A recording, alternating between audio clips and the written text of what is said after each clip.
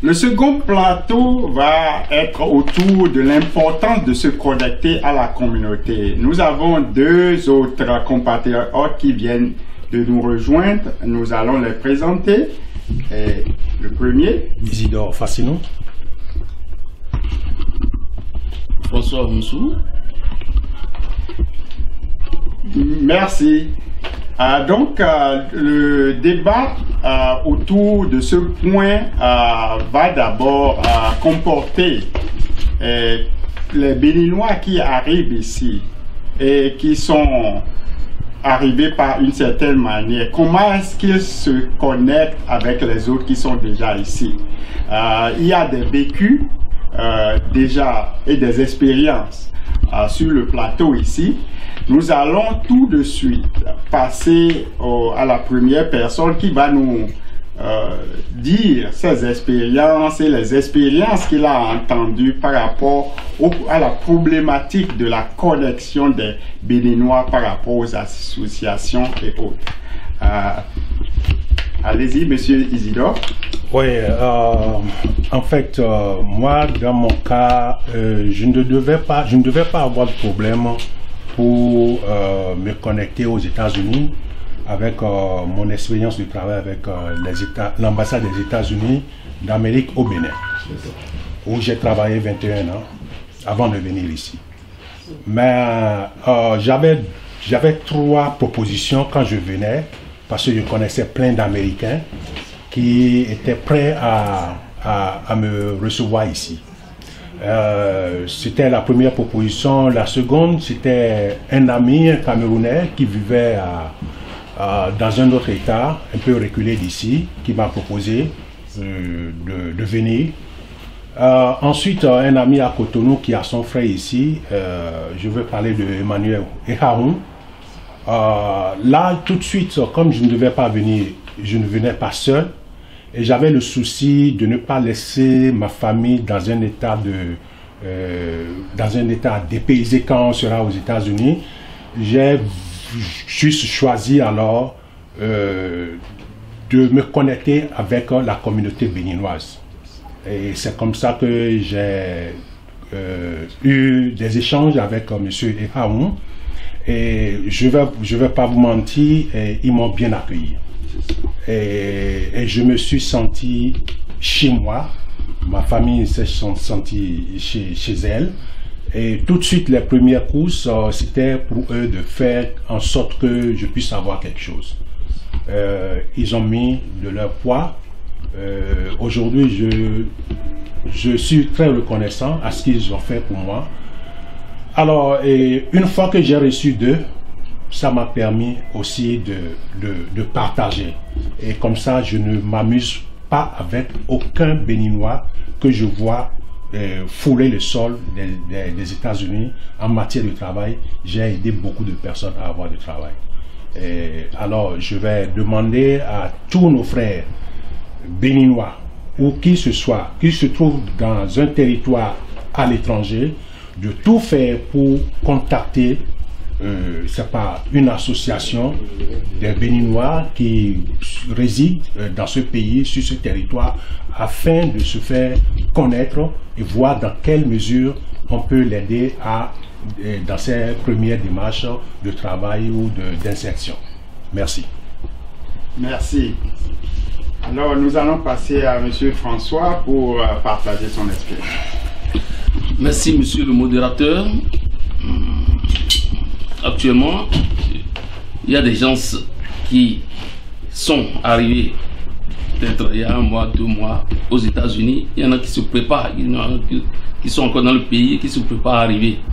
Je crois que l'importance de se connecter à la communauté est très très importante. Je voudrais d'abord dire que l'Eldorado est partout. Il faut que les gens sachent, l'Eldorado n'est plus dans l'Occident. Et que avant de quitter, qu'ils réfléchissent par 1000 fois. Parce qu'on croit qu'il fait toujours bon vivre chez l'autre, ailleurs. Et qu'il ne fait pas bon vivre chez nous. Je crois que c'est une erreur. Je voudrais leur dire, moi personnellement, j'étais plus heureux chez moi qu'ici. Honnêtement, j'avais tout ce qu'il me faut. Mais j'ai décidé de venir ici à cause essentiellement de la famille. J'ai juste voulu que mes enfants aient l'éducation qu'il faut. C'est un sacrifice. Il faut que les gens sachent avant de mettre le pied dans le bateau. Il faut que les gens sachent, c'est très important. Moi, l'importance de se connecter à la communauté est très très importante. Moi, avant de venir ici, depuis le pays, c'est un Béninois qui m'a aidé à louer, là où ma famille doit rester. Je suis arrivé ici en 2010. C'est un Béninois qui m'a arrivé parce que je ne pouvais même pas, si je venais dans le système, malgré que j'avais les moyens qu'il faut, venir ici louer. Parce qu'il y a ce qu'on appelle ici le système de crédit. Tant que vous n'avez pas, vous n'êtes pas parrainé par quelqu'un, vous ne pouvez pas louer une maison. Donc ça, c'est le premier aspect. Et le deuxième aspect, lorsque vous venez, vous ne connaissez aucun endroit dans ce pays. Donc lorsque vous venez, il faut que quelqu'un vienne vous chercher avec votre famille à l'aéroport et vous amène là où vous devez rester. Donc cela veut dire quoi? Cela veut dire que depuis le pays, lorsque vous vous préparez à arriver dans ce pays, prenez déjà des contacts fermes et soyez sûr de ce que vous allez faire. Essayez d'avoir, comment dirais-je, un programme bien défini. C'est très très important. L'autre aspect que je voulais aborder, quand vous venez dans ce pays, il y a aussi le point de la langue. C'est très important. Le point de la langue, je crois qu'il faut commencer par se préparer depuis le pays. Moi, j'ai étudié l'anglais tout mon parcours scolaire, universitaire, mais quand je suis arrivé déjà à l'aéroport, j'ai eu 1000 problèmes. Parce qu'il faut comprendre d'abord ce que les gens disent. Toi, tu essaies de dire quelque chose, on te comprend, mais toi, il faut comprendre l'autre. C'est très important. L'anglais américain est différent. Ça n'a rien à voir avec l'anglais british. Donc ça, c'est très important. L'autre chose, c'est le boulot. Là, la connexion devient encore capitale. Je vais vous dire, ici aux États-Unis, quels que soient vos diplômes que vous avez au pays, quelle que soit votre expérience, vous venez ici, vous n'êtes rien. Vous recommencez comme n'importe qui. Et je vous dis, les entrepreneurs recrutent beaucoup plus quelqu'un proposé par un ancien employé de leur entreprise. Ils ont plus confiance à quelqu'un amené par un ancien employé que si tu te présentais seul devant l'employeur pour dire que je veux un boulot. Donc ça veut dire quoi? Ça veut dire que vous avez intérêt nécessairement à connaître le Béninois et à passer par lui. Moi, le boulot que j'ai eu, c'est ça, je continue d'exercer jusqu'à aujourd'hui. C'est grâce à Bénin Info, M. Fassine, que j'ai eu ce boulot. C'est ça. Sinon, tu as beau avoir les diplômes. Je faisais jusqu'à 20 applications par jour sur Internet. Mais les gens ne te répondent même pas. Autre chose, moi, j'étais confronté à un autre problème avec mes enfants dans ce pays. Et ce n'est pas facile. Quand les enfants quittent là-bas, ils viennent ici, ils croient que c'est l'Eldorado. Le système aussi leur est tellement favorable qu'à un moment donné, ils pensent que les parents ne sont rien. Que les parents ne sont plus nécessaires à leur chose.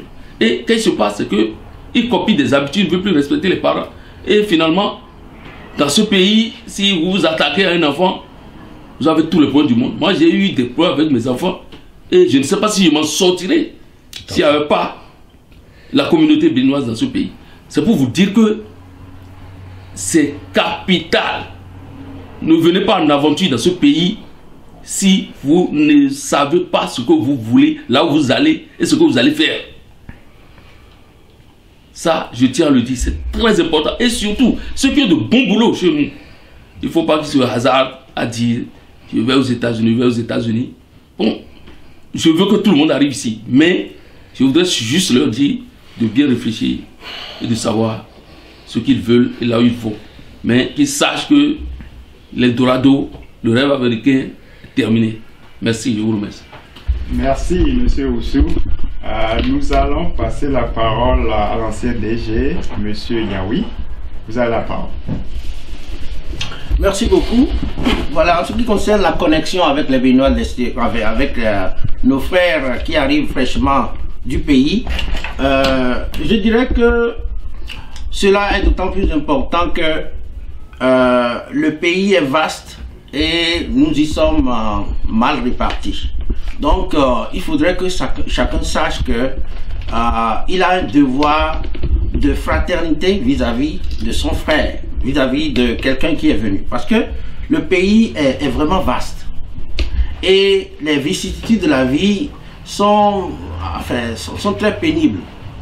Alors, je vais très rapidement parler de la première expérience qui a fait que nous nous sommes structurés en association. C'est parce que en 83, il y a eu un décès, le premier de la communauté pratiquement, et nous ne savions pas où donner de la tête. Et est-ce qu'il fallait-il que nous donnions la dépouille de notre frère à la voirie pour qu'elle s'en charge? Non. Donc il fallait que, même qu'on ne connaisse pas ce camarade-là, enfin on les appelait camarades en ce moment, donc il fallait nécessairement s'organiser pour enterrer ce corps-là. Est-ce que le corps peut aller au pays? Mais combien ça coûte? 15 000 $. Bon, mais il fallait faire autrement. Donc voilà les raisons pour lesquelles il fallait absolument s'organiser en association. Voyez-vous. Donc cette organisation a fait que nous avons eu à éponger pas mal de situations qui auraient pu être très désastreuses. Alors, nous avons connu des personnes qui sont arrivées ici sans connexion aucune et qui ils ont perdu leur bon temps à l'aéroport. Parce que celui qui devait les accueillir n'était plus visible. Alors, donc celui-là, par exemple, qui est arrivé, qui a perdu du temps à se promener sans espoir, et finalement, il se retrouve avec soit des Congolais ou bien des Sud-Africains ou des gens d'une autre nationalité. Bon, ceux-là, bon, il leur a dit certainement qu'il est béninois, et c'est tout ce que ces gens-là sachent. Ils ne savent plus rien d'autre. Donc, s'il venait, ou bien s'il advenait que ce compatriote-là mourait ou quelque chose, voilà, c'est en ce moment qu'on court vers la communauté. Voyez-vous? Et cette communauté qui ne vous connaissait pas plus tôt se demande, bon, mais d'où vient celui-ci? On ne le connaît pas. Vous voulez que nous chargions, n'est-ce pas, de quelqu'un qui a une autre nationalité? Bon. Donc, et la plupart du temps, celui-là, il est béninois, il faudrait qu'un passeport puisse prouver qu'il est béninois. Alors qu'au fait, il n'a plus de passeport. Son passeport a expiré depuis longtemps. Il est mort, maintenant il ne peut plus nous dire où son passeport se trouve. Les Togolais ou je ne sais pas quoi, les nationalités étrangères avec qui il était, ne peuvent pas nous donner son passeport. Donc, c'est vous dire que c'est très utile pour nous de savoir que un frère est parmi nous. Il faut que ce frère-là cherche à se connecter avec sa communauté. Nous savons que un peu partout sur le territoire, nous avons réussi à faire établir une structure qui puisse répondre quand même à nos besoins, à nos intérêts et à tout ce dont nous avons besoin. Donc, l'ambassade, c'est la première connexion, et la communauté, c'est la seconde. Et si vous pouvez effectivement vous connecter avec cette communauté-là, vous y puiserez beaucoup de profits, puisque beaucoup, n'est-ce pas, comme ils viennent d'en témoigner, beaucoup en ont profité, et nous vous souhaitons donc cette connexion-là qui doit être rapidement faite aussitôt que vous êtes sur le terrain. Merci. Merci, doyen Yaoui. Nous allons passer la parole au président Oneloudet. Vous avez la parole. Oui, merci monsieur le modérateur. Alors nous revenons encore sur ce sujet de la connexion avec la communauté qui pour moi a trait déjà avec le premier plateau dont je faisais partie, parce que nous avons parlé entre-temps de la sensibilisation. C'est déjà le premier point de connexion, c'est-à-dire si éventuellement nous développons un projet qui puisse amener ceux qui sont en train de venir à pouvoir déjà être sensibilisés par ceux qui sont ici, c'est une manière de connexion. Le doyen vient de dire tout à l'heure qu'il faudrait une première connexion avec l'ambassade. C'est très important parce que quand vous venez dans un pays, dans un environnement nouveau, où vous ne vous faites pas enregistrer, où l'État qui est représenté ici par l'ambassade, la structure diplomatique, n'est pas connaissance de votre présence, c'est beaucoup plus difficile lorsque vous avez des problèmes ou même des événements heureux où vous avez envie d'avoir les vôtres à votre côté. C'est plus difficile de pouvoir les avoir en ce moment. Alors moi je trouve que la connexion est d'autant plus importante sur trois aspects. Le premier, c'est d'abord pour le travail. Beaucoup en ont témoigné ici. Lorsque vous venez ici, il faut que vous puissiez travailler pour pouvoir survivre. C'est très important. Le deuxième aspect, c'est, comment j'allais dire, la barrière linguistique. C'est dire même déjà que lorsque vous balbutiez l'anglais et que vous n'avez pas encore la maîtrise, la communauté ou les nôtres peuvent déjà vous aider à vous insérer dans un petit boulot en attendant de vous donner les informations nécessaires ou les astuces pour que vous puissiez progresser au niveau de la langue. La clé, ce n'est pas deux choses, c'est d'aller pour les cours d'anglais, c'est d'aller à l'école. Et le troisième aspect, c'est pour les événements de la vie. Nous en rencontrons d'heureux comme de malheureux. La vie est une dualité et nous devons y faire avec. Alors, lorsque vous n'êtes pas associé à la communauté béninoise en tant que béninois et vous vivez peut-être dans un appartement, dans un quartier lointain où vous n'avez que des Américains autour de vous, c'est aussi une communauté dans laquelle vous vivez. Vous avez peut-être choisi de ne pas vivre dans votre communauté, mais vous vivez dans une autre communauté d'une façon ou d'une autre. Alors, lorsque vous rencontrez alors, dans ce cas, un événement, on est perdu. On est perdu, on est obligé de se rabattre sur les siens. Et en ce moment, dites-vous que l'État qui est représenté ici par notre ambassade, la plupart du temps, je ne dirais pas délègue des pouvoirs dans ce sens à la communauté, mais la plupart du temps laisse la communauté gérer ces genres de cas. Nous en avons connu beaucoup. La toute dernière, c'est un cas d'un des nôtres, et heureusement qui était connecté à l'association et qui malheureusement a perdu la vie. Ben, je crois quand même que c'est une manière aussi pour moi aujourd'hui de remercier une fois encore la communauté qui a fait montre de cette solidarité pour que nous puissions faire tout le processus mortuaire, c'est-à-dire le corps, la remise à la morgue jusqu'à l'enterrement au Bénin d'une manière assez grandiose. Nous avons pu connecter jusqu'à 12 000 $, ce qui n'était pas donné. Alors c'est pour dire que c'est très important quand vous venez de pouvoir vous connecter à votre communauté où que vous vous trouviez sur le territoire américain. Ce n'est pas forcément Washington métropolitain. Lorsque vous vous retrouvez à Chicago, il y a des communautés béninoises un peu partout, dans le Midwest, un peu partout. Essayez de prendre des contacts, c'est toujours utile. Ça vous aide pour votre insertion sur, dans le nouveau environnement dans lequel vous êtes venu. Ça vous aide sur votre insertion professionnelle, votre insertion sur le plan éducatif et certainement votre insertion familiale. Je vous remercie. Merci. Donc, nous voilà à la fin de ce plateau. Nous, en conclusion, nous avons bien compris qu'il est clair, on a besoin de se connecter à notre communauté partout dans le monde où on est, parce qu'on est mieux servi par sa communauté que par les autres. Merci. Nous allons commencer le troisième plateau.